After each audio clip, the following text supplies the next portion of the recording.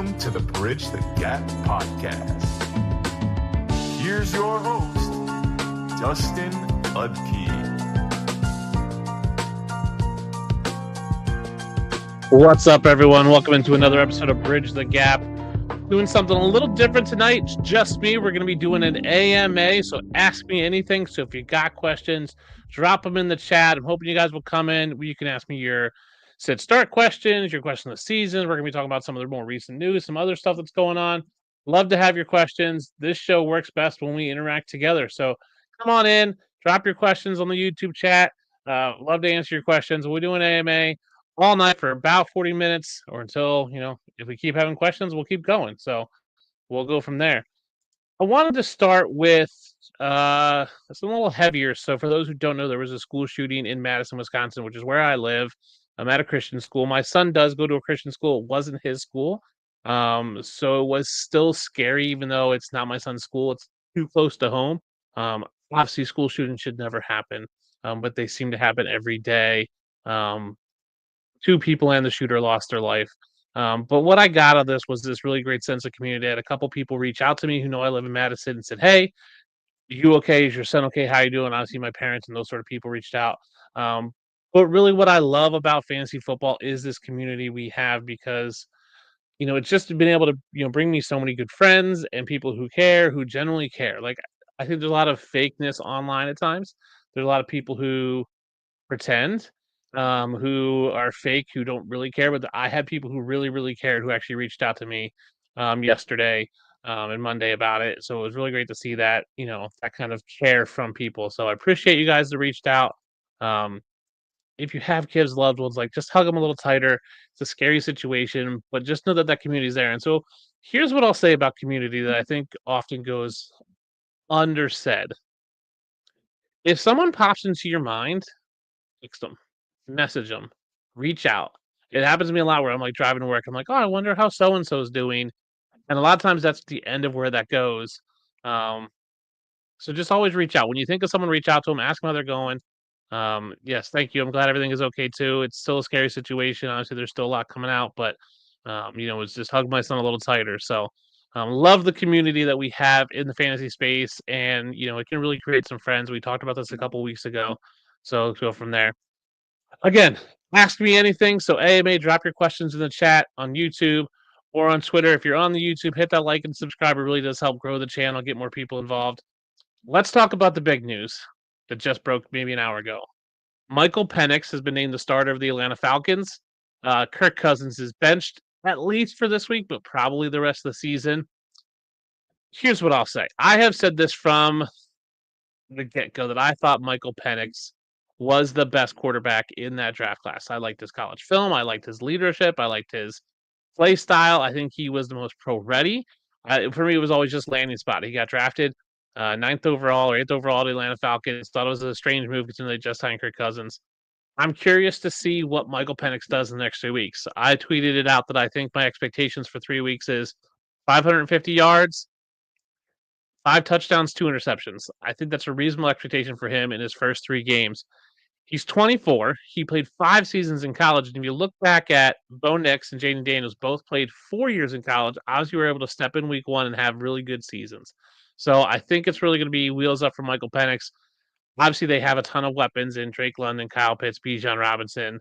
Even Darnell Mooney's a good weapon. They have some weapons. Now they just need to build around those skill positions in the trenches and on defense, and I think they're going to be good for a while. They're still in the playoff hunt, so we'll see. What does this mean for Kirk Cousins?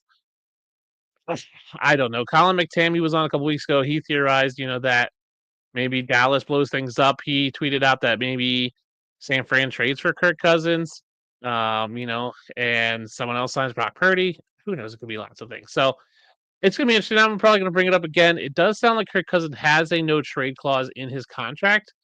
Doesn't mean he can't be traded. He would just have to agree to any trade. So if you're going, Kirk Cousins is going to get traded to the Giants.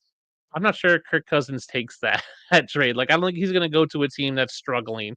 San Francisco, maybe they have the weapons. Again, it's a huge contract, so we'll see. Reckless Ted, thanks for the question. Thoughts on Jalen Warren's future given the Steelers decline Najee's 5th-year option?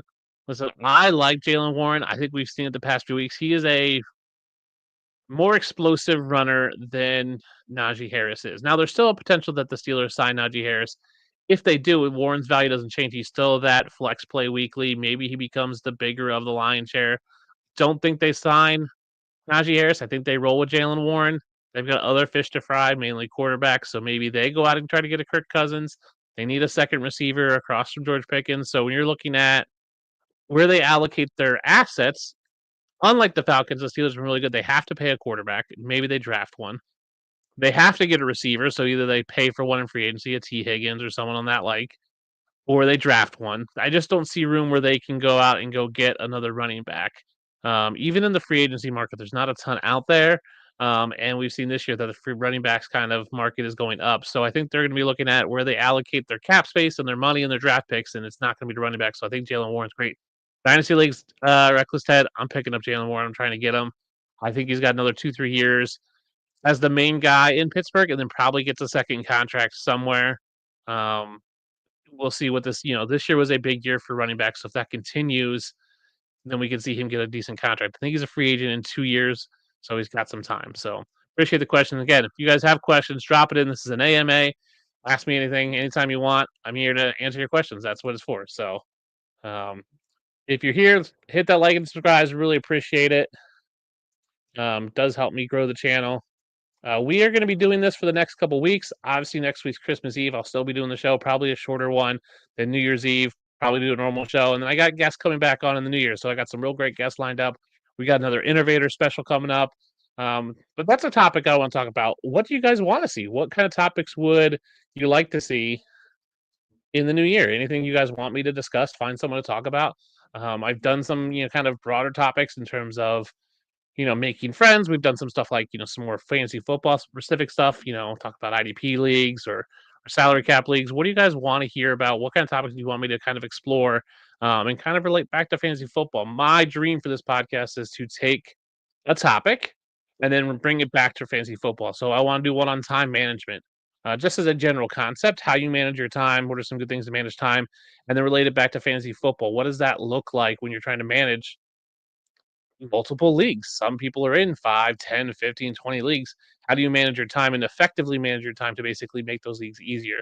So taking that concept of time management and then bring it into the fantasy space. So help you out in life, but also help you in fantasy football. So back to Michael Penix. I think he's the best quarterback in the draft. I think he's going to do well. I'm excited for to see what he does. He's got some great weapons. Wanted to talk briefly about another rookie quarterback, Caleb Williams. There's been a lot of talk on Twitter yesterday, today, about his rookie season, and we saw this clip of him on the sideline on the bench doing this kind of like lounging thing, and I know Acho had a lot of flack for him. Listen, he just got tackled by a big guy. He's admitted he's tired. This is the time of year where college seasons are over. I mean, college seasons are 13 games if you're playing all the way. If you're playing a college season, you're probably done. He's not playing. He's playing way more football than he has ever played. He's tired. He's banged up. It's a different skill, different level of competition than what he's used to in college. So I think he's tired. I think Caleb Williams has had a good year, but it all goes back to the expectations of what Caleb Williams was or what you thought Caleb Williams is. He was built as a generational talent, the savior of the Bears franchise, going to be the best rookie quarterback ever, and he hasn't. He's had a good year comparative to other rookies. If you take this rookie year that Caleb Williams had and gave it to Justin Fields, if you gave it to Sam Darnold when he was a rookie, if you give it to even like a Bo Nix, Jaden Daniels, if you gave it to Michael Penix and started all season, if you went back and gave it to a Kenny Pickett, a Desmond Ritter, a Sam Howell, you're happy with that production that they've given you based on those numbers. Has Caleb lived up to expectations? No. Does that mean he's a bust? No. Does it mean he's bad? No. Does it mean he didn't live up to expectations? Yes. Will he be better going forward? Yes. I have always said that I think Caleb Williams is a good, not great quarterback, very much like Trevor Lawrence. I think Caleb can be a Derek Clark, Kirk Cousins like, where he's in that discussion of just outside the top 10, is I don't know necessarily a franchise guy, but a starter in the league, can win you games, but probably doesn't lose you games, maybe doesn't win you a ton of games, maybe kind of has that hurdle to get over and never seems to be able to.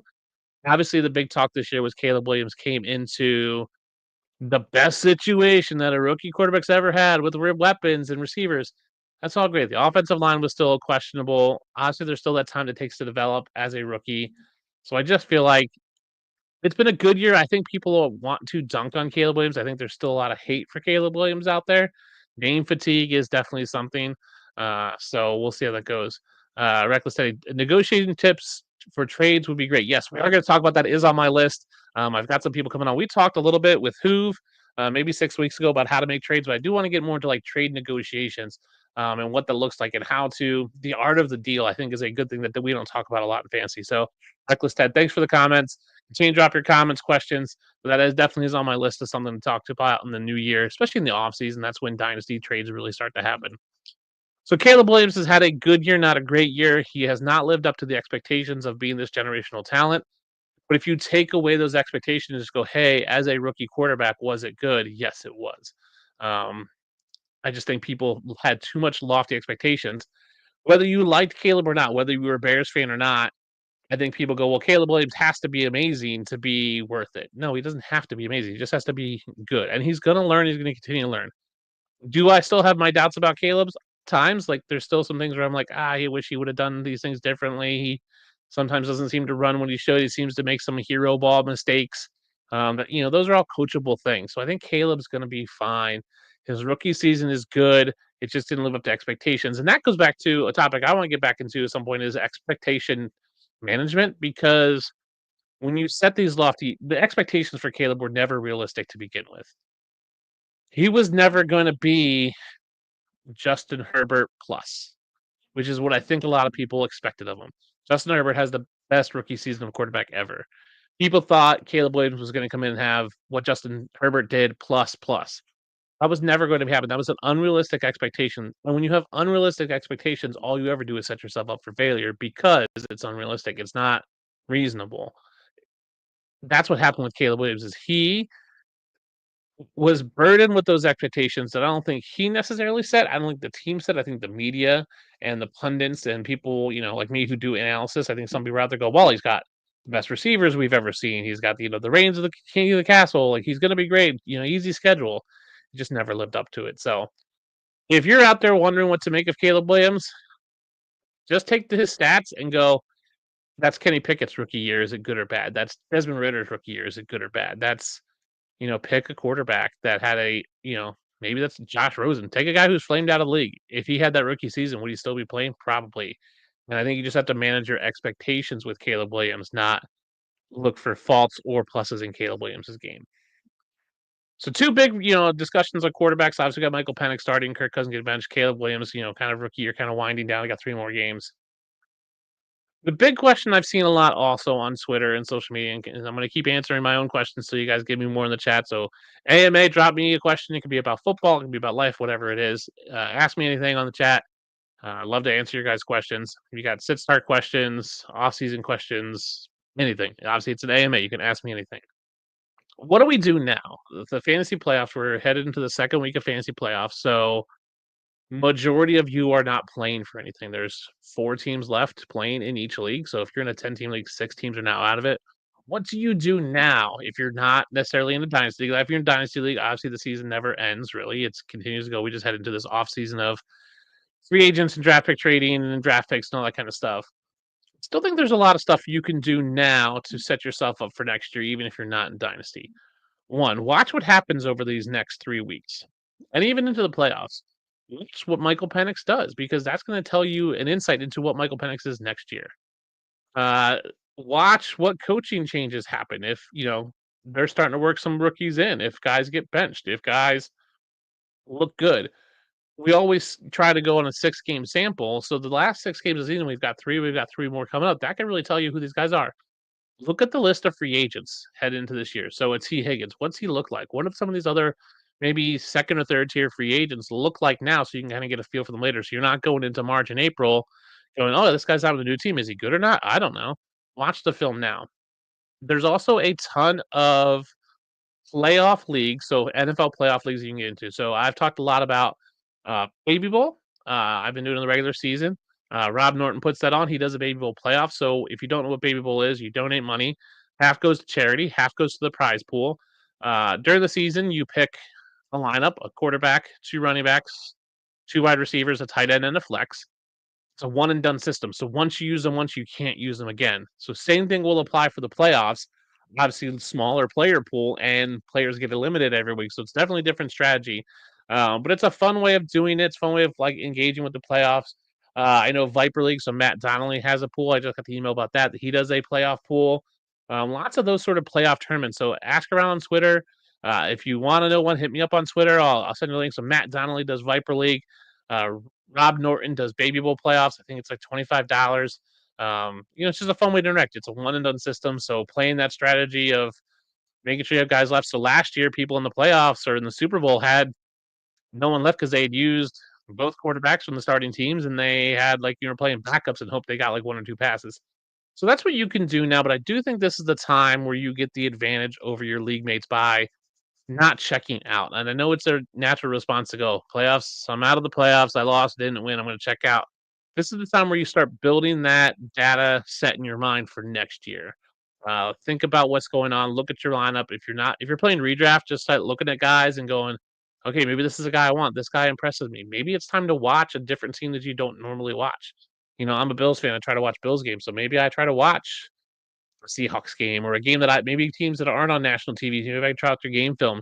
Just because if you don't see a guy in person, that eyeball test doesn't exist for you, that's the time you want to do it.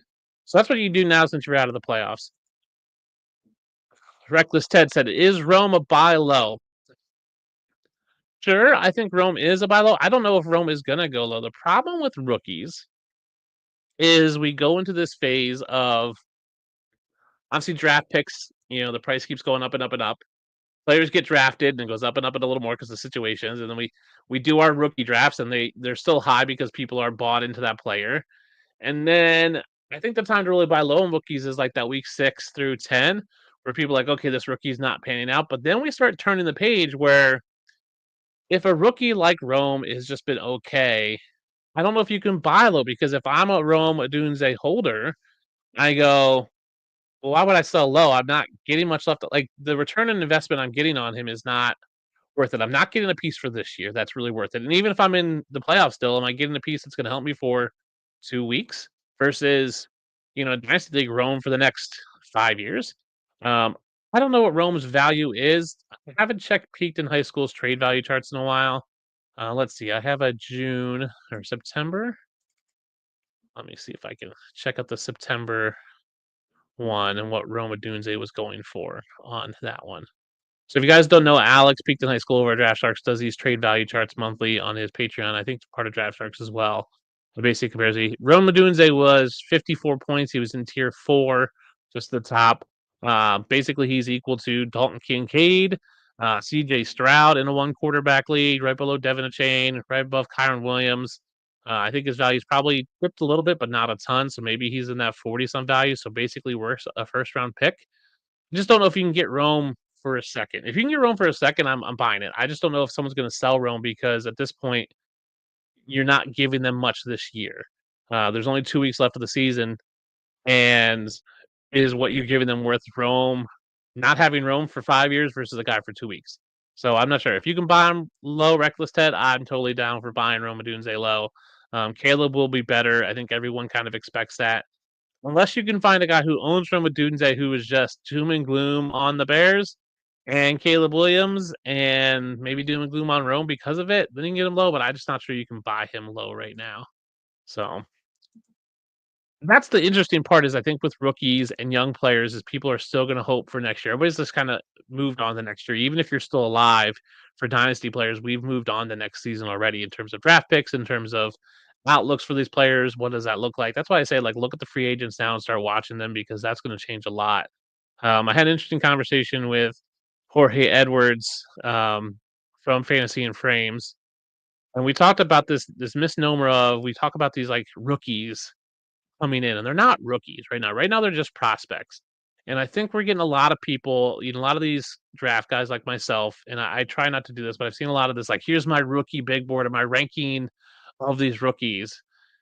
They're not rookies yet. They're just prospects. And until we have more information, I think it's almost foolish to do rankings. what value does that give you? If I go out there and say, "Oh, Shador Sanders is my number one quarterback," there's so much more information that's going to come out between now and the time he's actually drafted. That could change. You can say you can go out there and go, "Hey, this is the skill set he possesses." But instead, we're just watching game film. We don't have the testing. We don't have the combine. We don't have pro days. I don't rank rookies ever. I tier them up pre combine. I tier them post combine, which a lot of that doesn't change. There's a few guys that move up and down from tier to tier. And then really, I don't tier them again until after the draft because system matters. I will pound that table to the end of the day. System matters more than anything in the NFL. You can be the most athletic person in the world, Kyle Pitts, Dalton Kincaid. If the system doesn't fit you, you're not going to be good. Kyle Pitts, Dalton Kincaid. Um, Michael Mayer. Like, it's just you can be all the athlete you want. You can have all these great numbers in college and do these great things. System matters. Coaching matters. Look at Tim Tebow. Great numbers in college. System didn't fit him in the NFL. He flamed out. So we're talking about this. So let's talk about the big name in college football, Travis Hunter.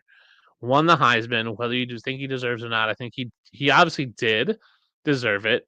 There is a lot of Deion Sanders hate, and I'm one of those. I don't love Deion. I think he's a little too braggadocious and bold for my liking. Will Travis Hunter play cornerback or wide receiver in the NFL? Here's where I land on that. I think he plays wide receiver, and for one reason only. Now, I think Travis Hunter is very different than Shador Sanders and Deion, but I think he's still getting that same mentoring from Deion. That at the end of the day, wide receivers make more than cornerbacks. So if he, let's say, comes in and goes, "I'm going to play corner," what's the top corner make? I could tell you in a second, but the difference between, um, let's see what cornerback salaries are. The difference between a cornerback salaries and wide receiver salaries is probably astronomical. So Jalen Ramsey is currently making 24 million a year. Let's see what wide receivers are making. Justin Jefferson is making 140. So big difference. So I just don't see a world where he goes, "Yeah, I'm going to play cornerback, and even if I'm the best one, I'm making 24 million a year." Is Jalen Ramsey 96,000 total value or 96 million total value. So 24 million a year for the best guy. I mean, Justin Jefferson's making 135 million a year, so you're looking at a $25 million difference, $10-15 million difference. So you're saying is Travis Hunter the best cornerback, or is he like the fifth best wide receiver? I just think he's going to take wide receiver. There's more money on the table for him. If you look at these contracts, AJ Brown 96 million, CD Lamb 136 million, Justin Jefferson 140 million, Brandon Ayuk 120 million. I mean, part of it is he's going to make the rookie pay scale. I think he's going to start looking toward. I think he's going to be looking at that second contract. What the base and then the rookie pay scale is based on your position as well. So rookie pay scale for wide receiver is going to be different than a rookie pay scale for a cornerback. I think he's going to be looking at Denzel Ward made $100 million on his contract, his second contract. Well, that's nothing for a receiver. So I think Travis Hunter plays wide receiver.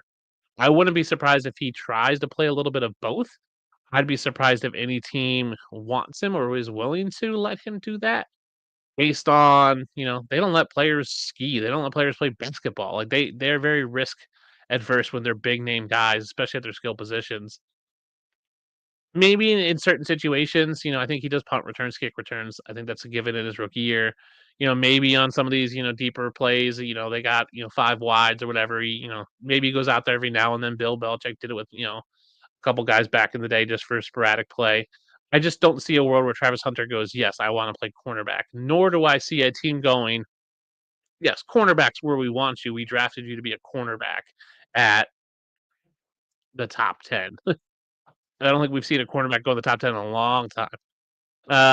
So I just don't see a team going, "Yes, that's what we do," especially when he is a very talented wide receiver. If he was just a mediocre wide receiver and a really good cornerback, that makes a difference. But he is a really good wide receiver, if not the best wide receiver in this class, or one of the top 5 or top 3 wide receivers in this class. So I think he's going to play wide receiver.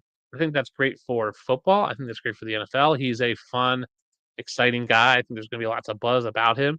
I just think obviously system matters. Coaching is going to matter. Can he come in and be humble? He seems to be much more humble than I think Shador is in terms of like, giving it up for his team and his where he's come from instead of going, it's me, me, me. He seems much more like a team guy. So I appreciate that. I love that Travis Hunter, did a lot during his Heisman, talk about his team, brought his team to the event, really, really seemed to care about his teams. And that's something I wanted to harp on tonight is appreciating those who help you. Um, Me as an analyst, my job is to help people have fun playing fantasy football. I don't care where you're at or where you're from or how I find you. If I see you asking a question, I'm going to ask. I'm going to answer it. Like that's my job. I do this part time. I do this because I love it, but I do it because I want to help people have fun. So if you're asking a sit start question and maybe you're asking it to someone else and I see it and it's not answered, I'm going to answer it because you took the time to ask that question to someone in a public forum. And whether that person wanted to answer it or not, if they choose not to, I will. Even if they choose to answer it, I will interject and put my thoughts in there. Not against those people, but it's just a matter of that's what I want to do. I want to be able to help answer questions. And it's not trying to steal people's followers or chase clout or make myself look good. It's because you asked a question, I want to answer it. That's why I'm doing AMAs this week and the next 2 weeks because I want to answer your questions, whatever it is. I enjoy helping people in life, in fantasy football, so that's what I want to do. And here's the thing: when someone helps you, acknowledge it. I feel like a lot of times the help goes unrecognized, and so maybe you do something or I do something for someone and answer their question and I never hear back. And I think there are people that get frustrated with that in this space, especially in the fantasy space, where like someone will ask fantasy football advice and then you answer it and then you don't get a thank you. Say thank you. Like just acknowledge it. Doesn't have to be anything crazy. Sure, we would all love the post of, hey, I really appreciate Dustin helping me with fantasy or whoever it is. Those are great things today, like go above and beyond. But the minimum you should do is say thank you. So if you throw a question out online into the public forum and someone's answer it, minimum say thank you. Because yes, we all do this as for free. We all do this as part of our passion and our hobby and in a pursuit of maybe a full-time job, or some people it is their full-time job. We do it because we want to help you and we do appreciate when you say thank you. So it's always important to say thank you. It looks like I got a bug on my light over there. It's very big and it's one of my key tenets in life is to make sure that like I show appreciation for those who help me. I show appreciation for those who go above and beyond, who do take a step up. So, like I said, I'm here to help people, and I want to help people as much as I can. So I appreciate it when other people acknowledge that, and I appreciate it when people do it for other people. I think there's kindness goes a long way, and just that little bit of kindness of saying thank you or whatever it might be really can go a long way. So. We're here doing an AMA. It's been about 30 minutes. I'll probably go for another 10 or 15. But if you guys got questions, sit starts, waiver questions, literally ask me anything. Drop it in the chat. Love to answer your questions. Reckless Ted, I appreciate you coming by asking your questions. Feel free to keep dropping them in there because it's what I'm here for, just to answer questions. I was going to get a guest on for tonight, but I kind of just wanted to, um, just have a kind of a low key. Didn't with the holidays coming up, people are busy. I wanted to be able to just get on here and talk to you guys as a community. That's why I built this podcast. That's why I started doing this podcast. I could have done a podcast years ago, but I wanted to be something that was community focused and is a conversation. We talk about this all the time. Like when I have conversations with someone on the podcast, I want you guys in the chat to be part of the conversation as well. So drop your questions in. Love answer whether that's on Twitter, on YouTube. If you're on YouTube, hit that like and subscribe. I really do appreciate it. It does help me grow the channel. From there. I had a couple of things on my topic list, so keep going. Patrick Mahomes, does he play this week? Is a question I've seen a lot. And this is my dad called me and asked me. Obviously, I'm a Bills fan, and I would love for Patrick Mahomes to not play. Here's my thought process: the Chiefs need to win one more game to lock up the number one seed overall. The question is benching Mahomes this week against Denver, starting Carson Wentz, possibly losing, and then having to play him 16 and then maybe 17 if you lose 16. Or play him this week, even at 80%. Most likely get the win because they're only lost once, so the odds are they're probably going to win. And then you can sit him for 16 and 17, get the bye week. You sit him for basically 3 weeks or play him half a game in 16, half a game in 17. I think I go with let me try to get that win sooner rather than later because the sooner I get the win, the longer I can rest Patrick Mahomes and play other guys. I think it's you run the big risk of yes, you run the risk of him getting more injured by playing this week, but I think you run a bigger risk of benching him this week, losing, having to play him 16. Maybe he's rusty because he hasn't played in a week and he's hopefully he's healed up by then. Hopefully you win, then he rests again. So it's like rest, play, rest, rest, and then play in the divisional round. I think I'd rather take a shot at 3 weeks of rest. That's what I want to do if I'm Andy Reid and the Chiefs. I want to take a shot of getting 3 weeks worth of rest out of Patrick Mahomes. Play him this week, win. I can rest him 17, 18, the wild card week, and then play in the divisional round. That's what I want to do. That's the best case scenario. You can theoretically rest him 3 weeks. And you can rest everyone for the last 2 games. Like you don't have to play any of your starters. Once you lock up the number 1 seed, there's nothing to play for. Locking up the number 1 seed with 2 weeks left is better than locking up the number 1 seed with 1 week left. Or, yes, sure, could they win with Carson Wentz? Yeah, Carson Wentz isn't a horrendous quarterback. He lacks some of the finer skills to be an NFL starter, but for one game, sure, he can win you a game. I don't know against Denver. Denver's got a tough defense and they're playing really well. So I think Patrick Mahomes plays. Sounds like he got limited practice. Sounds like he would have played. We see this all the time with Patrick Mahomes. He limps around ankles. He'll go into the game. He'll play. Someone tweeted out like he goes in, he limps around, and then wins the game with like a 17-yard scramble, no limp, and then he's fine. That's just what Patrick Mahomes does. He's a competitor. You can't knock him for that. So I think he does play. Again, and I would play him to try to get that extra rest. Last question. If you guys don't have any for me, let me know. Drop in the chat, A.M.A. style. Who wins MVP? Now, I am biased. I am a Bills fan. But I don't think there's any way you can say that Josh Allen does not win the MVP. I just don't. What Josh Allen has done. Now, MVP is the most valuable player. So the question is he the most valuable player on the Bills? Hands down, he is. Now, Lamar is in that conversation. But is Lamar the most valuable player on the Ravens? You could argue that it's Derrick Henry on the Ravens. If you were going, hey, who's our team MVP? Lamar or Derrick Henry? I think you could have that argument. I don't see who else you can say on the Bills. I mean, you're not saying James Cook. You're not saying Khalil Shakir. Are you saying anybody on defense like Greg Rousseau, Darren Johnson? Like, it's Josh Allen. It's clearly Josh Allen. He's the best player. He's the MVP for the Bills. What he has done in the league in terms of his rushing and passing and just taking the team on his back when we needed it, when we're down, when we're in those dogfights, those 40-something point battles with the Lions and the Rams. Every snap you go, every snap with Josh Allen is something that could be special. And I think we've seen that with Mahomes the past few years where it's like, we don't know what's going to happen. If Mahomes doesn't hand the ball off, you're like, oh, what's Mahomes going to do? Is he going to be, this crazy no-look pass? Is he going to throw it underarm or, behind his back or something crazy? And that's why, the Chris Collinsworths and the Troy Aikmans like glaze Patrick Mahomes left and right. And we're starting to see it with Josh Allen because every time he doesn't hand the ball off, you never know. Like, even if it's a clear passage, he could take off and run. And he's hurdling guys and he's, running over guys. And he's just special.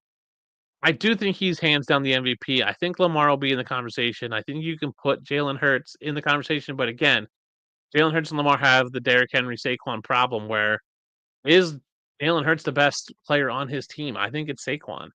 Personally, I think Saquon, maybe not has the numbers because, he's getting his touchdowns vultured by Jalen Hurts. I just don't know if you can say that. There's just no one else on the Bills right now to compete with Josh Allen for the MVP. It's surreal to me as a Bills fan to go, man, we might have an MVP on our team, like a league MVP quarterback. I'm a huge Jim Kelly fan. I have a Jim Kelly jersey right here. It's my favorite player ever. Always will. Always has been. Always will be. Josh Allen's different. Like, just to have an MVP is something. Even if the Bills don't win the Super Bowl, is something that as a Bills fan we can really hang our hats on and be proud of because there's been so little for us Bills fans to be proud of for a long time. I mean, and I've talked about this before with people. Part of what made Bills fans my age and older really had it rough, especially if you're my age. I'm 42. I grew up in the 90s with the Bills going to 4 Super Bowls and losing them. That was like 5th, 6th, 7th, 8th grade. So not only did we lose 4 Super Bowls in a row, but right after that, we lost the greatest Bill ever in O.J. Simpson, because that's when the murder trial happened, and everyone, say what you want about O.J. Simpson, whether he did it or not, that became the question. Is that we had one of the first when we go, oh, well, at least we had O.J. Simpson, one of the best running backs ever, setting rushing records. We lost that as well. So in this span of 4 or 5 years, we lost 4 Super Bowls, and we realistically lost the greatest player in our team's history. Compacting that a little bit more, Jack Kemp, former Bills quarterback, runs on the presidential ticket with Bob Dole as vice president, can't even carry New York as a state. So it's, if you're really like, if you're an older Bills fan, now not me because I wasn't around for Jack Kemp, but if you're an older Bills fan, you remember Jack Kemp and you go, Jack Kemp's running for, like, oh, cool. Steve Largent was a congressman or a senator. We've seen athletes go into sports, and he like can't even carry the state where he played. So it was just like these, like, obviously the 4 Super Bowls big, the OJ thing's big, Jack Kemp's a small thing, but it was like, man, these just hits kept coming for Buffalo. Like, just kept coming. So we haven't had a lot as Bills fans to be proud of in a long time. So having a league MVP is something that can never be taken away from us. It's something that we can go, for 1 year, we had the best player in football. And for worse or for better, that's always going to be a thing. And even if he doesn't win, I still think we're going to say that. But having that validation from the league is something I think Bills fans will be very, very proud of. And I think we'll hang our hats on that. So let's say Josh Allen wins the MVP and we don't win a Super Bowl. And let's say we never win a Super Bowl for the next foreseeable future until Josh Allen retires. Bills fans are going to be saying, yeah, we had Josh Allen. He was an MVP. You can't take that away from us if that happens, and that's what I think it will happen. I think if I was a betting man, I would bet on that happen. And I think it's just going to be something that Bills fans are going to be very proud of. We're going to hang our hopes and dreams on that. It's something I'm really looking forward to because it does validate a lot of our suffering that we've had. It's been a tough, long run. I really hope we win a Super Bowl. My son is 11. He said to me a couple weeks ago, "Dad, I really hope." He goes, "I think the Bills are going to win a Super Bowl this year," and I just, part of me got choked up. I was like, buddy, I don't want you to get your hopes up because I've been there and I've been devastated before." And that's such a hard thing to kind of tell an 11-year-old who's like dreaming big. And you're like, I don't want you to be cynical, but I also want you to not like be devastated when they lose, like I was, when they lost to the Chiefs in 19 seconds. Like, I don't want you to be in tears over the Bills losing, but like that's just reality of a Bills fan. Like, only one team wins the Super Bowl. And it's different for teams who have no shot. Like, if you're a Raiders fan, you're not like, oh, we didn't win the Super Bowl, I'm so sad. Like, you weren't expected to. There's a handful of teams, the Bills, the Lions, I think this year, who like have never won it. Eagles fans, yes, they won one a couple years ago, right? Like, they went to a second one. There's certain franchises when you get so close, it just means a little bit more because you've never tasted it. And it's a little more heartbreaking when it doesn't happen. And I'm heartbroken for Lions fans this year because as much as I would love to see, if it can't be the Bills, I want it to be the Lions. I would love to see a Bills Lions Super Bowl. My mom's from Detroit. My mom's from Buffalo. My dad's from Detroit. So I kind of have a connection to both. Just feels like the Lions are snake bitten this year with injuries. They have just piled up. They just lost David Montgomery. I don't think you can replace his production on the team with anybody, nor do I think you can share the load. I think it's manageable, but I don't think it's there. So it's going to put a lot more pressure on Jared Goff. The injuries on defense has just been too much for the Lions. They're still a good team. Obviously, they've clinched a playoff berth. They can win this week and clinch their division. It just feels like the team, like the Bills last year, where it was like, man, we're good. We just had too many injuries, and at some point that catches up to you. The Bills last year, we got to this playoffs, and we had too many injuries in the secondary, and we couldn't keep up the talent level, which wasn't there. And I feel like that's the Lions this year, where it's, man, if everyone was healthy, we'd win, but everyone's not healthy, and so I really do feel for Lions fans because it's going to be a tough road. It's going to be tough to lose first or second rounds of the playoffs if you're a Lions fan. And listen, I hope I'm wrong, but it's going to be really tough to lose knowing that, like, what could have been had it not been for injuries. But that's the game. That's the game of football. Is that injuries are a huge blow, and that's part of the luck of the NFL. Is who has injuries at the right time, who doesn't have injuries at the right time. I mean, look at the 49ers 2 years ago, right? Like, had Brock Purdy not gotten hurt and they had a quarterback going into the Eagles game, like, they probably would have won and made it to the Super Bowl, and it would have been completely different. Injuries happen, and that's part of the game, and that's why depth matters, and that's why I think playing Patrick Mahomes this week makes sense for the Chiefs because then they can get some of those depth guys in 17 and 8 week 17 and 18, get them a little bit of experience, get them a little playing time, work some of those kinks out, get them prepared to be on the first string just because you never know. Um, you know, even if you make the playoffs, if you were to play wild card divisional championship weekend, that's 3 more games and then the Super Bowl. So, you could make it to the championship game and be dominated in the fourth quarter. Your a quarterback gets hurt, and then you're sung for the Super Bowl. That's just part of the game. It's sad and it's brutal on players. It's a brutal game. It's a violent game, but that's what happens. So I think Josh Allen's the MVP. I'm going to be hanging my Bills fandom on that for a while. I still hope we make the Super Bowl. I hope we win a Super Bowl. I'd love to see one in my lifetime. I'm 42. If we don't win one this year, next year, I'm really dreading the fact that I may never see one. Um, and I've talked about this in other podcasts that just based on love Josh Allen for 10 more years, that puts me at 52. Um, if we don't win one with Josh Allen in 10 years, that puts me at 52. Let's say it takes us 5 years to find another franchise, that puts me at 57. We get 10 years out of that franchise guy, that puts me at 67. It takes another 5 years to find another franchise guy, that puts me at 72. And then 10 years of that guy, that puts me at 82. So I got Josh Allen and 2 more franchise quarterbacks in Bills history to win a Super Bowl. It's just hard. It's hard.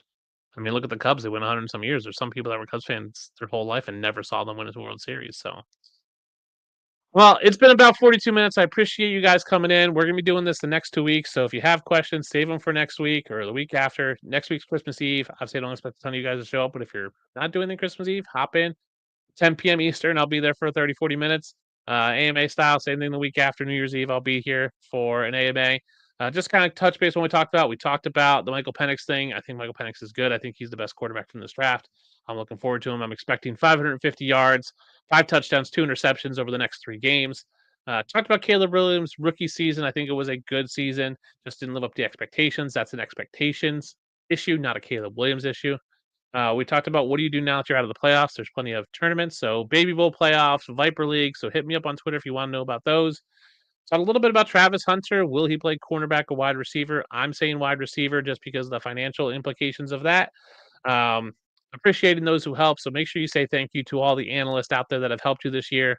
Show that appreciation because we do this for fun and part of our passion. We enjoy helping you and me and others out there. But it is nice to see your thank you. I do think Patrick Mahomes plays this week. I think they play him this week so they can get 2 weeks of rest in 17, 18. And then I do think Josh Allen's MVP.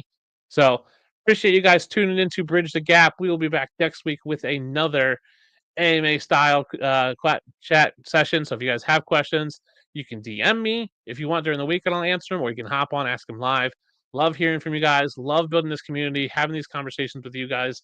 This is what it's all about. So until next time, we'll see you later. Thanks for tuning in to Bridge the Gap.